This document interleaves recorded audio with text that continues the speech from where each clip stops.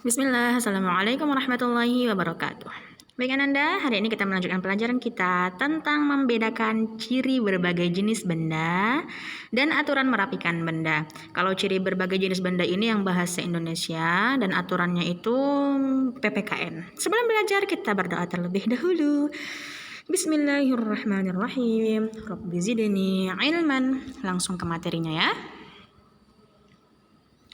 Nah, ini dia.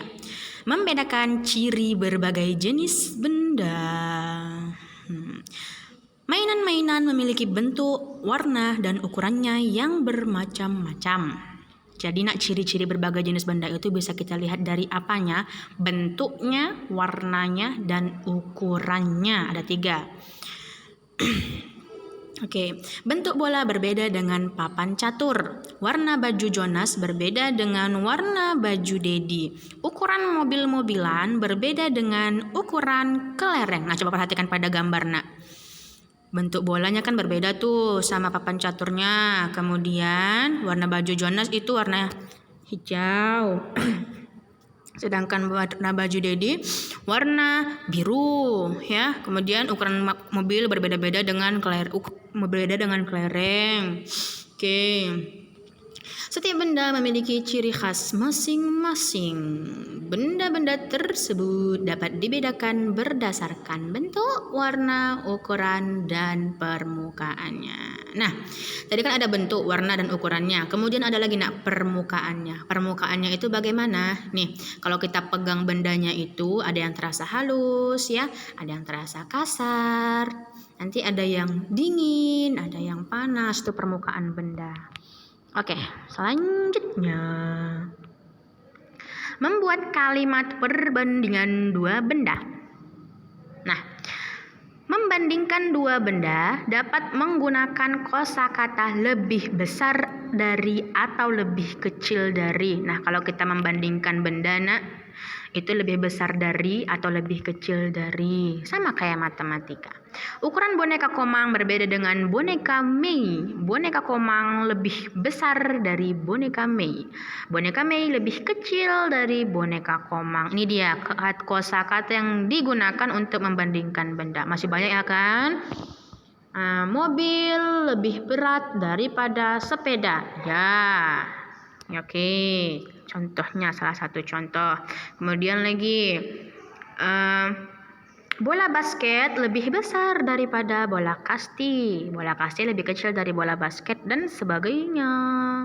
Kita lanjutkan. Membuat kalimat perbandingan. Ini lagi ya. Aisyah meraba permukaan ubin lantai di teras rumah. Permukaan ubin halus. Lalu Aisyah meraba batu yang ia temukan di pekarangan. Permukaan batu berbeda dengan ubin. Permukaan batu kasar. Nah, kalimat perbandingan yang tepat antara ubin dan batu adalah permukaan ubin halus sedangkan batu kasar. Setiap benda memiliki ciri permukaan. Ada benda yang permukaannya halus, ada juga benda yang permukaannya kasar.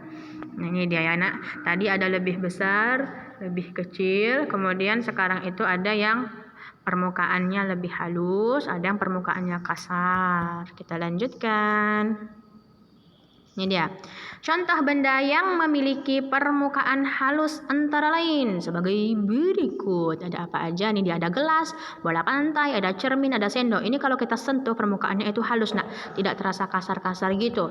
Terus apa benda yang memiliki permukaan yang kasar? Contohnya adalah ini dia, bola basket, keset, ban, dan batu. Oke. Selanjutnya, membedakan berbagai bentuk benda. Ya, setiap benda itu memiliki bentuk-bentuk tersendiri ya sayang ya, walaupun ada yang sama.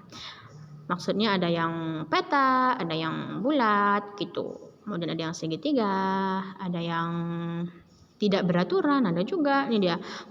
Komang mengelap kaca jendela. Kaca jendela di rumah Komang berbentuk segi 4. Permukaan kaca jendela halus. Jonas menyikat ban mobil. Permukaan ban mobil kasar. Ban mobil berbentuk lingkaran. Kita dapat membedakan setiap benda berdasarkan bentuk dan permukaannya. Ini dia.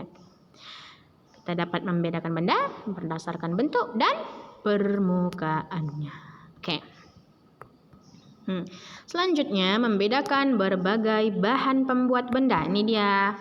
Bahannya itu berarti benda tersebut itu terbuat dari apa. Contohnya, meja, bangku, dan lemari terbuat dari kayu. Kayu dipilih karena sifatnya yang keras dan kuat. Ban, balon, dan karet gelang terbuat dari karet. Karet dipilih karena sifatnya yang lentur. Oke.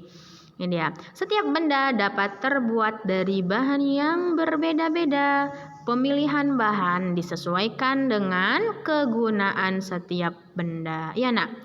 Disesuaikan dengan kegunaan setiap bendanya. Tadi kan lemari, meja sama kursi kan terbuat dari kayu. Iya, karena lemari untuk tempat barang-barang yang berat, kursi untuk tempat kita duduk tentu harus kuat, meja tempat kita menulis, tempat menyimpan meletakkan barang di atasnya seperti komputer, ya kan? Kita menulis di atas meja itu harus kuat mejanya. Ya. Oke. Kemudian buku, majalah, dan koran terbuat dari kertas. Kertas dipilih karena ringan. Iya, kita kan membaca buku biar kita nyaman membaca buku, terbuat dari bahan yang ringan. Kaca jendela, akuarium, dan gelas terbuat dari kaca. Kaca dipilih karena sifatnya yang kuat, tidak menyerap air dan tembus pandang. Iya. Bagaimana akuarium kalau akuarium itu gelap? Kan tidak nampak keindahan di dalamnya kan sayang. Kemudian dengan jendela juga cahaya matahari tidak akan masuk nanti, ya. Kemudian kalau misalnya kaca jendelanya itu terbuat dari kayu, nah apa yang akan terjadi? No, jendelanya terbuat dari kayu, ya kan? Tidak bisa. Jadi sesuai dengan kegunaan bendanya. Oke. Kita masuk ke yang PPKN, aturan merapikan benda. Selesai bermain, Jonas selalu merapikan mainannya. Kamar Jonas menjadi rapi kembali. Jika disimpan dengan baik, mainan akan lebih terawat. Selain merapikan mainan, Jonas juga merapikan benda-benda lain. Merapikan mainan merupakan salah satu aturan yang ada di rumah Jonas. Aturan di rumah dibuat untuk dipatuhi seluruh anggota keluarga.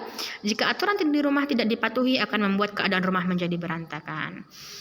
Nah, kalau kita menyimpan mainan dengan baik, maka kita juga merawat mainan itu dengan baik, sayang. Ingat, tidak hanya makhluk hidup yang perlu dirawat, benda mati juga perlu dirawat. Ya, oke, merapikan suatu benda kembali ke tempatnya. Buku di rak buku, sepatu di tempat sepatu, mainan di tempat mainan, dan lain sebagainya.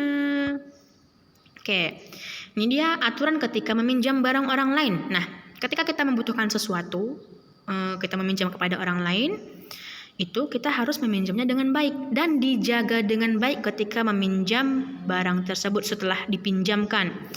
Itu merupakan salah satu aturan ketika meminjam barang orang lain. Kita minta izin dulu ya, aturan-aturan meminjam itu minta izin dulu kepada pemiliknya.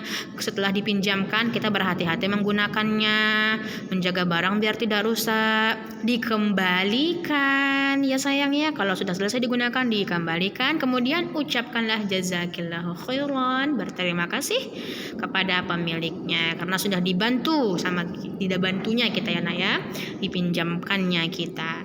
Ini contohnya, bolehkah aku meminjam mainanmu? Tentu saja Udin, kata si Jonas kan. Apa kata Udin? Terima kasih setelahnya. Oke. Yang terakhir, menggunakan benda sesuai fungsinya. Ya, nah. Benda yang digunakan sesuai fungsi akan lebih awet atau tidak cepat rusak. Hal tersebut juga dapat menjaga keamanan dan keselamatan. Contohnya apa nih? Perhatikan contoh berikut. Ini dia. Tidak mencoret-coret tembok ya, karena tembok bukan untuk dicoret. Ya sayang ya. Ingat, menggunakan benda sesuai fungsinya. Tembok bukan untuk dicoret. Oke. Kemudian bermain ayunan tidak sambil berdiri. Ya, kalau berdiri bagaimana? Bahaya. Setelah itu menggunakan alat kebersihan yang sesuai. Iya, nak. Sapu lidi untuk menyapu halaman ya, itu sesuai alatnya. Ini Ananda ingin menyapu halaman tapi menggunakan gunting, sesuai tidak? Tidak akan berhasil itu.